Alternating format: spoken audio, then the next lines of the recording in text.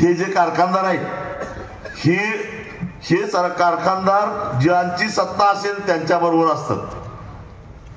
पूर्वी सुरुवातीच्या काळामध्ये 40-50 वर्षापूर्वी महाराष्ट्रामध्ये वसंतदादांचा वट होता.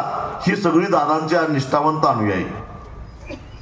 दादांच्या नंतर यांनी शरद पवारांना मिठी मारली. पवार साहेब आमचे जाणते राजे. पवारांची सद्दी संपली. अजितदादा आमचे दादा. आता दादापेक्षा देवाभाऊ जरा वरचढ चालला म्हटल्यानंतर सगळे देवाभाऊचे अनुयायी आहे.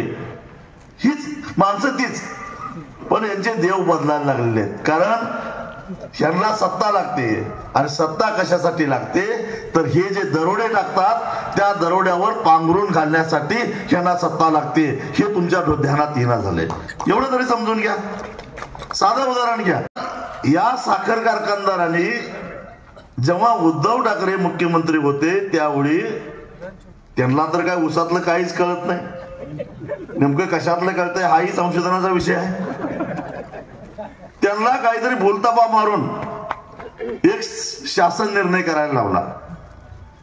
शासन निर्णय काय त्यांना काय सांगितलं, सहजासहजीच नवीन माणसाला काय लक्षात येत नाही. ते काय म्हटले, गेल्या वर्षाच्या रिकव्हरीच्या आधारानं ऊसाचा दर देण्यापेक्षा ज्या त्या वर्षाच्या रिकव्हरीच्या आधारानं ऊसाचा दर द्यायला पाहिजे. त्यांना म्हटलं गेल्या वर्षाचं काय या वर्षाचं यार काय फरक पडतोय. काढला त्यांनी शासन निर्णय. पण त्याच्यामध्ये गोम काय होती, गोम अशी होती की ज्या त्या वर्षाच्या रिकव्हरीच्या आधारानं जर का ऊसाची किंमत ठरवायची म्हटली तर रिकव्हरी सीझन संपल्यानंतर, कारण सरासरी रिकव्हरीच्या आधाराने दर ठरवायचा असतो. आणि सरासरी रिकव्हरीचा रिकव्हरी कधी ठरणार, सीझन संपल्यानंतर. सीझन संपल्यानंतर कारखान्याची रिकव्हरी निश्चित होणार, मग हिशेब होणार आणि मग तुमचा दर ठरणार. मग तोपर्यंत शेतकऱ्यांनी काय करायचं, कायदा तर काय सांगतोय, ऊस तुटल्यानंतर 14 दिवसाच्या आत सरकारनं निश्चित केलेला ऊसाचा दर दिला पाहिजे. मग ह्याच्यावर पर्याय काय, ह्याच्यावर पर्याय काय तर त्यांनी सांगितलं की 10.25% रिकव्हरी.